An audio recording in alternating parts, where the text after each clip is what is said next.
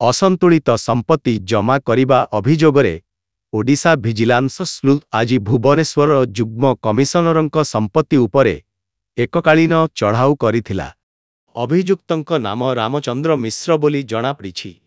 भुवनेश्वर, सोनेपुर, बोलांगीर एवं अन्यान्य श्री जजंक 10 जन डीएसपी, 15 इन्स्पेक्टर एवं अन्यान्य सहायक कर्मचारींक नेतृत्व एककालीन गृह खोजा चलिछि।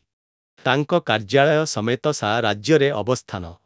मिश्रंक 10टी अवस्थानर संधान। 1 बोलांगीरर ठिकादरपड़ा ठारे अवस्थित गोटिए महला कोठा।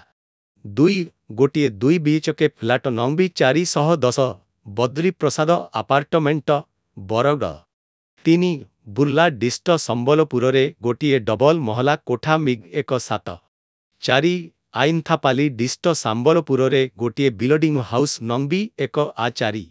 5 कुमुनेद तारबा संबलपुर रे अवस्थित एक कोठा।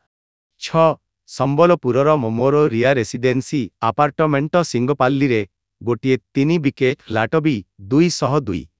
7 तारबा डिस्ट सुवर्णपुर रे गोटिए चाउल मिल।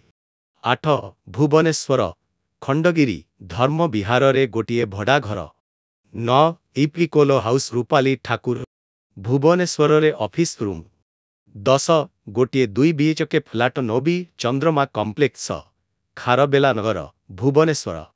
वर्तमान पर्यंत घर खोजाखोजी बेले मिश्र एवं तांक परिवार सदस्यंक नामरे निम्नलिखित संपत्ति खनन करा जाइछि। सुना पाखापाखि 230.39 ग्राम बैंक, डाक, बीमा एवं अन्यान्य जमा जांच करा जाउछि। 52टी प्लॉट मध्य रहिछि। अन्यान्य स्थान रे